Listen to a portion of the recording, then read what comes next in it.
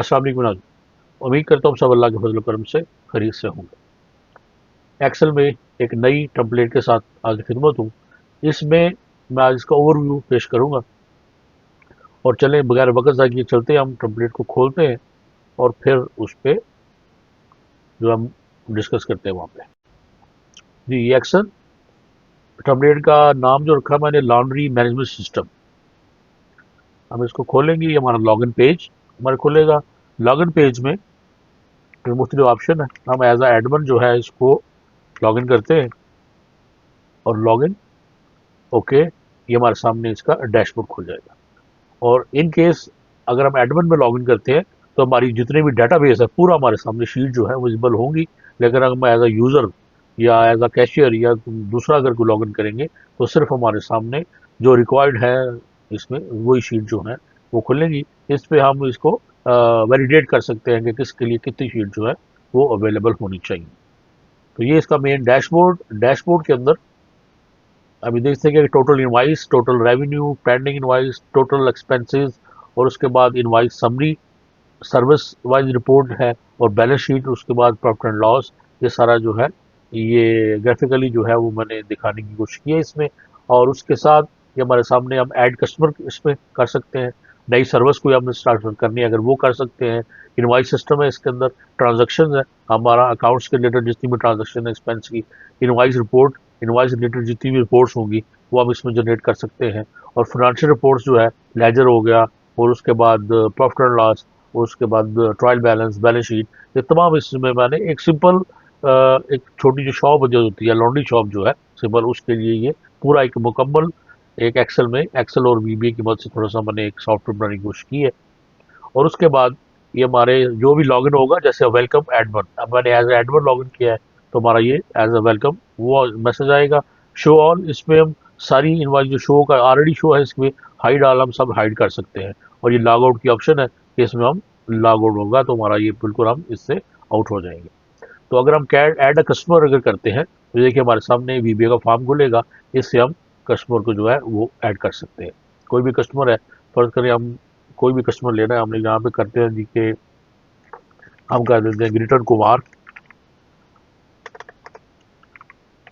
यहाँ पे हम उसका नंबर लिख देते हैं कि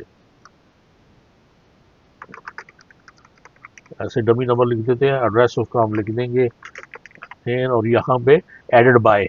अब एडेड बाय हम हमारे ऑप्शन है एडमन काम कर रहा है, कैशियर कर रहा है या अकाउंटेंट इस पे कर रहा है। तो फिलहाल हम एडमन है तो हम इसको करेंगे सेव। तो हमारे सामने ये हमारा ऑलरेडी जो है ये सेव हो जाएगा हमारा इसका डाटा। हम इसको क्लोज करते हैं और दोबारा से हम जो है अगर हम जाते हैं हमारे डैशबोर्ड पे और उसके बाद हमारी ऐड सर्विसेज, कोई भी सर्विस अगर आपने नई शुरू की है तो हम वो उसको ऐड कर सकते हैं। फॉर एग्जाम्पल हमने यानी होम डिलीवरी स्टार्ट की है अगर पहले नहीं है तो उसकी हम एक सर्विस पहले ऐड करेंगे, ये हो जाएगा। उसके बाद हम इनवाइस सिस्टम, ये हमारा मेन जो इसका है ये हमारा इनवाइस सिस्टम। इसमें मुकम्मल एक ऑप्शन है, आप लोड इनवाइस कर सकते हैं, सेव्ड और अपडेट है, न्यू इनवाइस है, प्रिंट है और सेव एज अ पीडीएफ है। एज अ पीडीएफ भी उसको सेव रख सकते हैं कि नेक्स्ट अगर दोबारा उसका प्रिंट लेना हो तो उसको उसमें प्रिंट लिया जा सकता है। ये पूरी ऑप्शन है हमारी। इनवाइस ऑटो जनरेटेड होगा।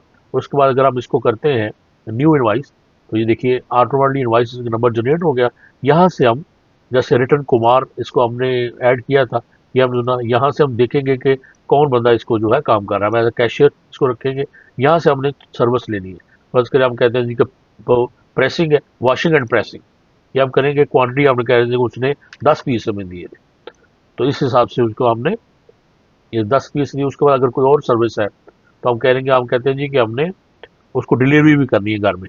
तो डिलीवरी जो है वो हम उसका जो है वो केजी के हिसाब से उसका रेट लगाएंगे। तो हम कहते हैं 2 हिसाब से केजी बनते हैं उसके तो ये 2 कर देंगे। ये ऐसे ही मैंने एक डमी रेट है, आप इसको उसको चेंज भी किया जा सकता है, जरूरी फिक्स रेट जो नहीं है कि ये सारे फिक्स हो। यहाँ पर अब अगर हम इस पर टैक्स है, अगर टैक्स हम, लेकिन ये स्मॉल शॉप है तो मेरे हाल में टैक्स नहीं होगा तो इसको हम जीरो रहेगा। और स्टेटस इसका पेंडिंग होगा। फ़ोन नंबर यहाँ पे अगर आपने उसका लिखना है जो ऑटोमेटिकली जो है इसका आ जाएगा कस्टमर का। तो यहाँ पे डेट उसकी और ये प्रॉपर एक पूरी एक इनवाइस है। यहाँ पे हम करेंगे सेव जी। तो इसको कंप्लीट करने के बाद जैसे हम सेव को करेंगे क्लिक, तो हमारे सामने invoice save to invoice info and refined detail, ये साथ इसमें ये ऑप्शन रखा है कि जैसे ही इनवाइस सेव होगी तो ये हमारे ट्रांजैक्शन में भी जाके सेव हो जाएगी। यहाँ से हम इसका प्रिंट ले सकते हैं।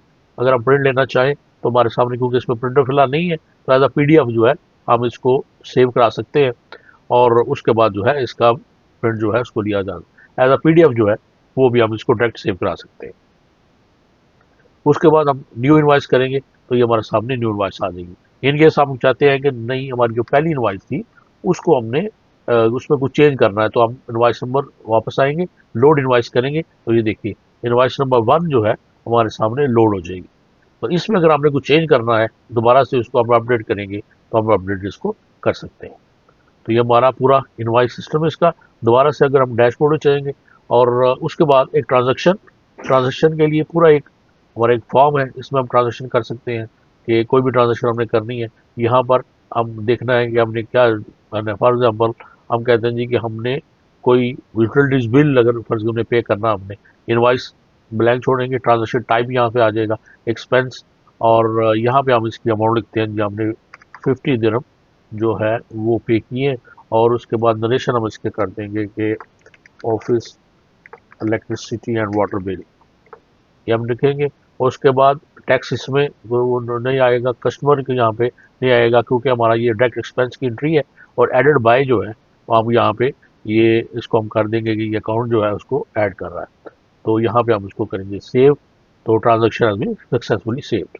देखिए जैसे ट्रांजेक्शन सेव होगी तो हमारा सामने डिस्प्ले हो जाएगा हमारे सामने कि हमने ये इसको सेव किया है।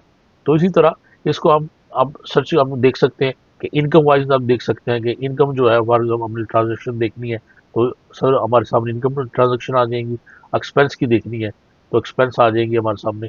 तो अगर हम इसको ऑल करते हैं तो सर्च, तो जितनी भी ट्रांजेक्शन हमने ऐड की है वो सारी हमारे सामने हो जाएगी। इसी तरह अगर हमको इनवाइस के रिलेटेड पेमेंट है हमारी तो उसी को भी हम जो है वो लिखते हैं। फॉर एग्जाम्पल इनवाइस 2 जो है अभी हमने जनरेट की थी, जैसे हम इसको लेंगे तो ये इनकम है, अमाउंट हमारी 100 आती है, ड्यू 100 है, टैक्स इस पे 0 है, तो ड्यू भी 100 थी, तो हमने 100 ही उस बंदे से लिया। लिया किससे?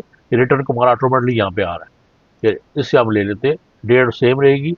और एडेड बाय जो है वो हम कर देते हैं जी कि वो कैशियर ने उसको पे किया है और हम इसको करेंगे सेव।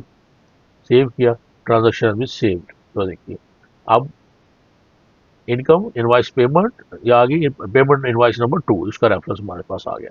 ये पूरा एक जो है आप पूरा आप फाइनेंशियल ट्रांजेक्शन मॉड्यूल है जिसमें ये ऑप्शन रखी है कि ऑटोमेटिकली अगर आप इनवाइस के अगेंस्ट ले रहे हैं पेमेंट और या अगर हमने पे करना है तो फिर आप उनको ब्लैंक छोड़ दें, अदरवाइज हम उसको ये कर सकते हैं। इसको हम क्लोज करेंगे और उसके बाद हमारा आता है इनवाइस रिपोर्ट्स। अगर हम इसको क्लिक करें यहाँ से इनवाइस रिपोर्ट्स, यहाँ पे आ गए। एक थोड़ा सा मॉड्यूल है जिसमें ऑप्शन ये रखी है कि हम जो है ड्रॉप एंड डाउन पे है, उसमें हम डेली सेल्स देख सकते हैं, कस्टमर हिस्ट्री देख सकते हैं, मंथली समरी देख सकते हैं, पेंडिंग इनवाइस देख सकते हैं और सर्विस समरी देख सकते हैं। यानी पेंडिंग इनवाइस हम देख सकते हैं, यहाँ पेंडिंग इनवाइस क्लिक करेंगे, यहाँ पे डेट होगी, यहाँ पर हम उसका नेम देंगे कि फर्स्ट करो हम देखते हैं जी कि कोई रिटर्न कुमार है या किसकी पेंडिंग है। अगर हम इसको यहाँ पे ख़त्म कर देते हैं और फिर इसको कहते हैं कि जनरेट रिपोर्ट यहाँ पे, तो ये टोटल हमारे पास आएगा। अब कस्टमर नेम अगर यहाँ पर नहीं रखते तो इस जिस डेट के दरमियान जितनी भी लोग होंगे सारे पेंडिंग आ जाएंगे।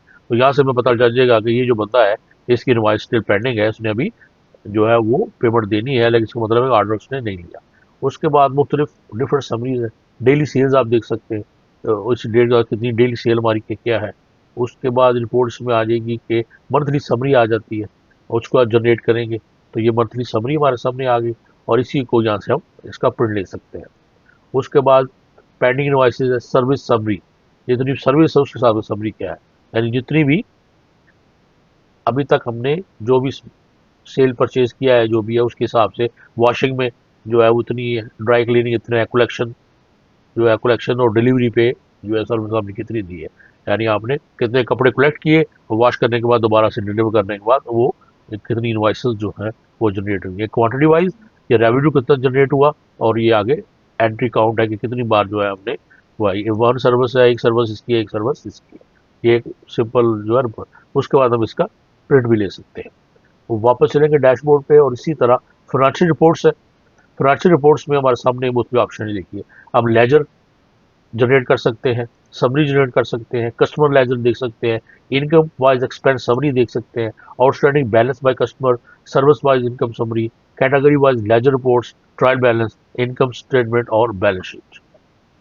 तो ये विद इन द रेट जो है, ये देखिए ये पूरी एक इस पे एक लेजर, इसका पूरा हम इसका प्रिंट ले सकते हैं।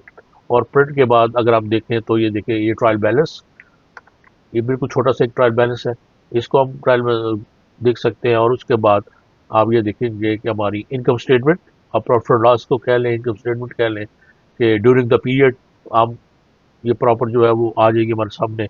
और उसके बाद एक फाइनल हमारी जो फाइनेंशियल रिपोर्ट है वो बैलेंस शीट है। तो सिंपल एक बैलेंस शीट है, वो हमारे सामने फिलहाल इसमें एक्चुअली एंट्रीज नहीं है। तो ये सिर्फ हमारा अकाउंट रिसीवेबल टोटल एसेट दिखा रहा है कि 275 एक अकाउंट रिसीवेबल है। आगे लाइबिलिटीज और एक्सपेंसेस आएंगे तो फिर आगे ये प्रॉपर पूरी हो सकती है। यहाँ से हम इसको दोबारा से डैशबोर्ड पर जा सकते हैं।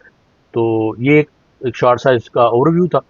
और मुझे उम्मीद है कि आप लोगों को ये पसंद आया होगा। और ये एज पर जो है वो यूएई लॉ के हिसाब से ये बना हुआ है। और अगर किसी को यहाँ पे यूएई में रहते हुए ये रिक्वायर्ड है तो आप मुझसे रब्ता कर सकते हैं मेरे ईमेल पे, या इस वीडियो के नीचे कमेंट करें तो उसके लिए आपने रब्ता किया जा सकता है। तो फिर इंशाल्लाह मिलेंगे नेक्स्ट वीडियो में। तब तक के लिए हमारा बहुत ख्याल रखिए, मुझे दुआ भी याद रखिए। अल्लाह हाफ़िज़।